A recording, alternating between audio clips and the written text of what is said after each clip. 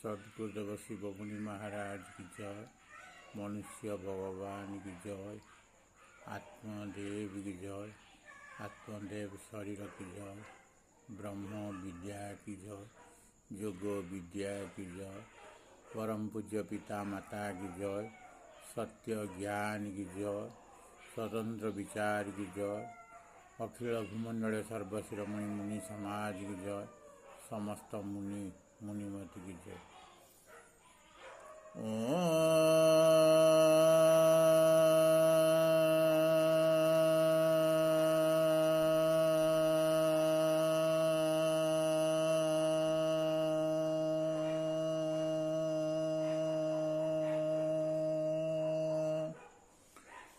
अग्निमीळे पुरोहितं यज्ञस्वरूप देवमूर्तिजं होतारं रत्नधातमम्।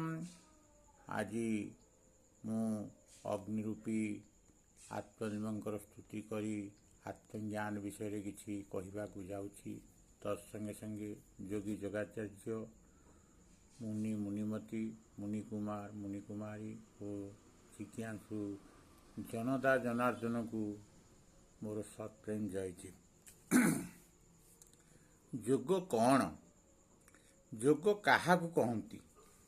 ଯୋଗର ଉଦ୍ଦେଶ୍ୟ ମନୁଷ୍ୟର କେଉଁ ଅବସ୍ଥାରେ ସାଧିତ ହୋଇଥାଏ, ଏହା ଜାଣିବା ଯୋଗକୁ ଜାଣିଯିବା। ସଂସାରର ସବୁ ପଦାର୍ଥ ଦୁଇ ଦୁଇ ଅଟନ୍ତି, ତେଣୁ କାହାକୁ ଚିହ୍ନିବା କଠିନ ହେବ ନାହିଁ ଯଦି ସ୍ୱତନ୍ତ୍ର ଓ ନିଷ୍ପକ୍ଷ ବୁଦ୍ଧି ଦ୍ୱାରା ବିଚାର କରାଯାଏ। କୌଣସି ବସ୍ତୁ ତତ୍ତ୍ୱ ବା ସିଦ୍ଧାନ୍ତକୁ ନିଶ୍ଚିତ କରୁଥିବା ଯେଉଁ ପଦାର୍ଥ ଅଛି ତାକୁ ବୁଦ୍ଧି କହନ୍ତି। ନ୍ୟାୟକାରୀ, ନିଷ୍ପକ୍ଷ ଓ ସ୍ୱତନ୍ତ୍ର ହେବା ନିତାନ୍ତ ଆବଶ୍ୟକ। ନ୍ୟାୟକାରୀ ଯଦି ପକ୍ଷପାତୀ ଓ ପରତନ୍ତ୍ର ହୁଏ, ସେ ଠିକ୍ ନ୍ୟାୟ କରିପାରିବ ନାହିଁ। ପକ୍ଷପାତୀ ଓ ପରତନ୍ତ୍ର ନିର୍ଣ୍ଣୟ କେବେ ସତ୍ୟ ଓ ନ୍ୟାୟସଙ୍ଗତ ହୋଇନପାରେ।